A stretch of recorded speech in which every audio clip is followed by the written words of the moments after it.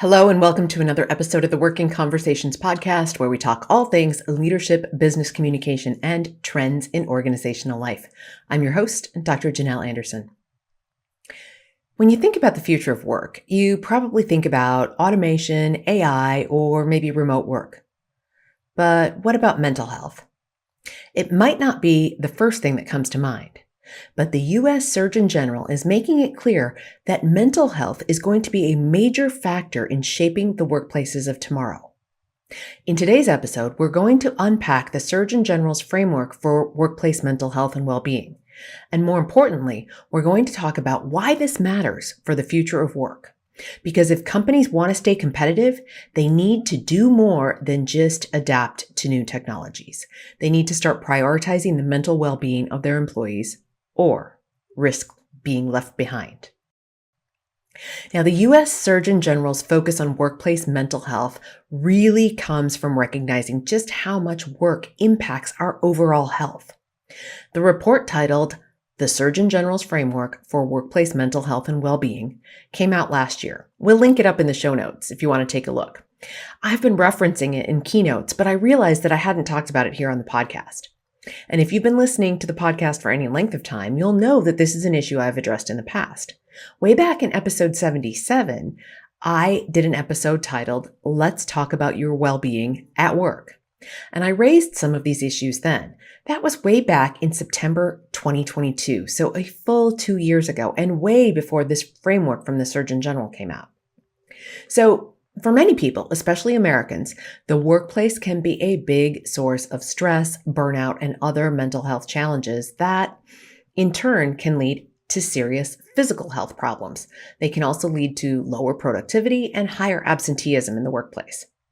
Now, from a public health perspective, it makes sense, in fact, that the Surgeon General would want to address this because mental health is clearly and directly tied to broader health outcomes. By providing guidance and advocating for better mental health at work, the Surgeon General is looking at the bigger picture, how this impacts not just individual well-being, but the overall health of organizations and really even the economy. After all, with so much of our lives spent at work, it's a crucial space for either fostering or harming our mental health. Now, when it comes to corporate responsibility, I do think it's worth unpacking this a bit.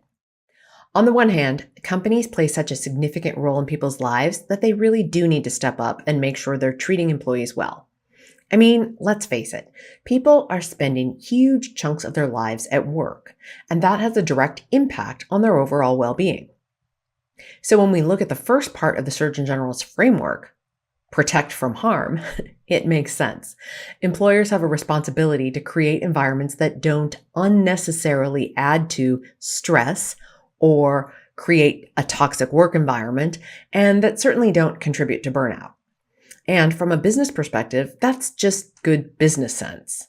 Healthy, engaged employees are more productive and less likely to quit, so everyone wins. But here's where it gets a little tricky.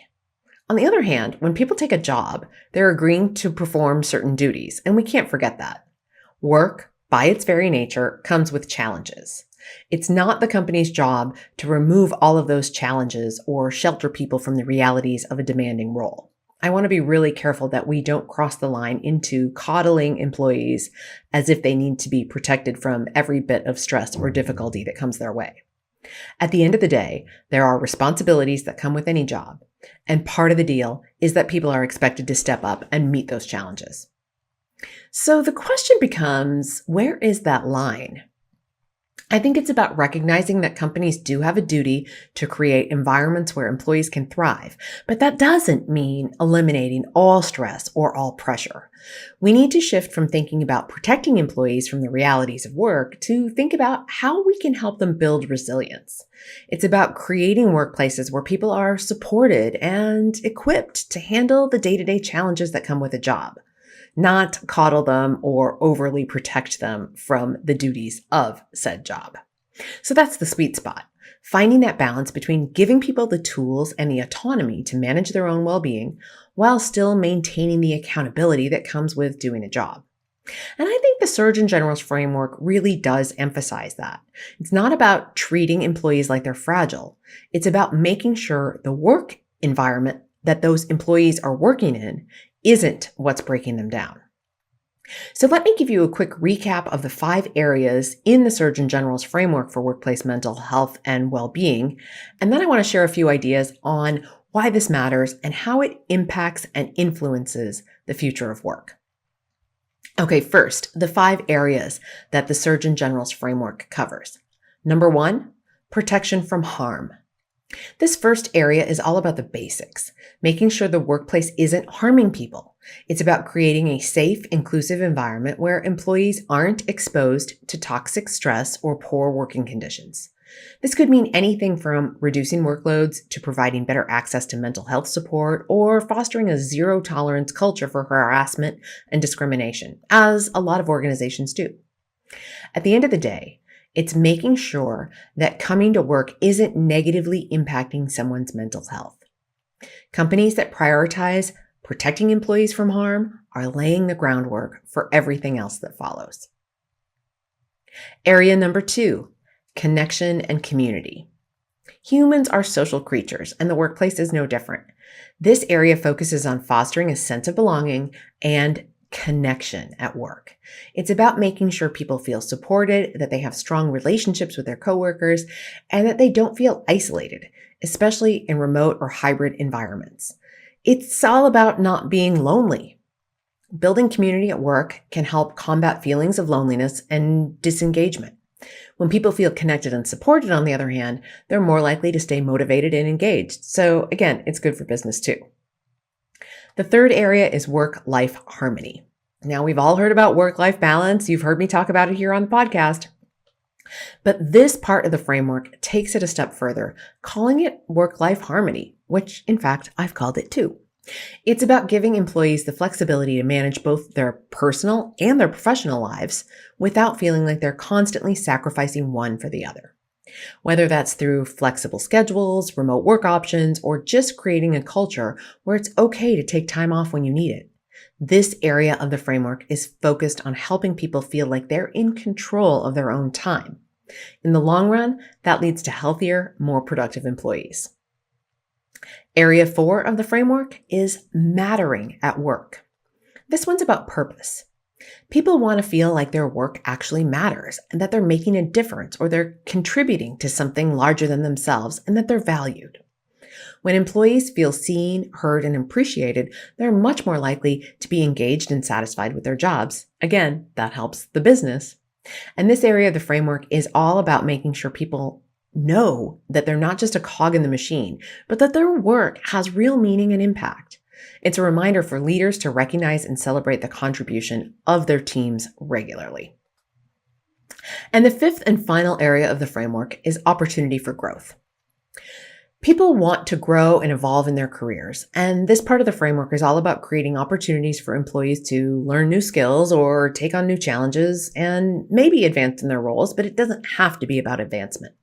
It's about making sure people feel like they're progressing rather than just staying stuck in the same place year after year. Employers who invest in the growth and development of their teams are going to be the ones who attract and retain the top talent in the long run.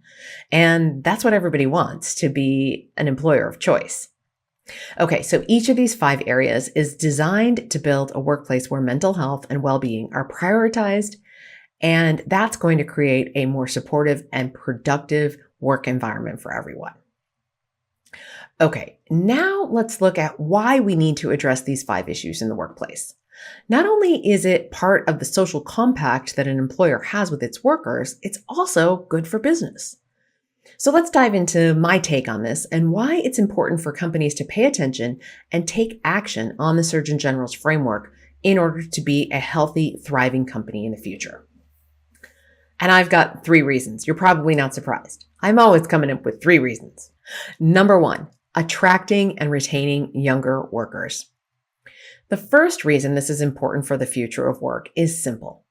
To attract and retain younger workers, it just makes organizations more competitive. Millennials and Gen Z are changing the game when it comes to workplace expectations. They're not just looking for a paycheck. They're looking for a workplace that aligns with their values, and mental health is a huge part of that. And I've talked about that here on the podcast before.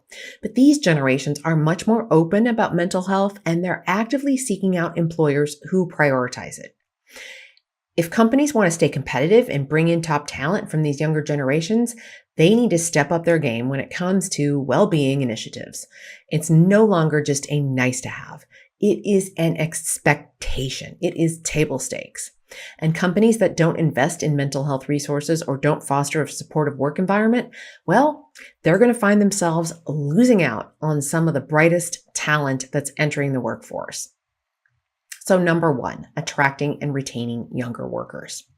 Number 2, digital well-being in an always-on world.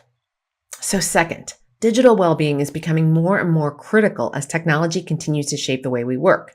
Now, if you listened to the podcast last week, you heard me talk about digital clutter and how that's impacting our well-being.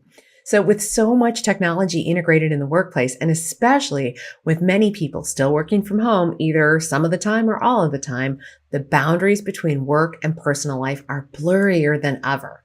We are constantly connected, and that always-on mentality can lead to burnout and some serious mental health issues.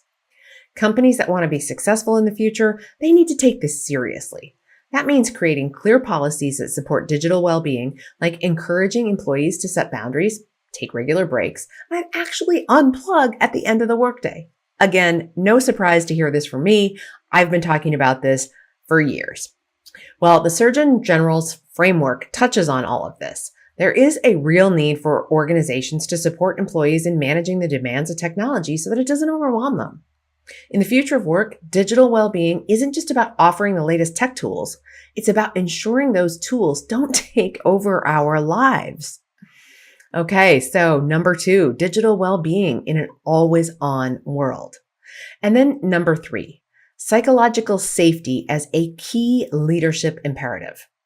So finally, we have to talk about psychological safety, and the Surgeon General's framework certainly does. Now, this is the idea that employees feel that it is safe to speak up, to share their ideas, and even make mistakes without fear of embarrassment or punishment or retribution.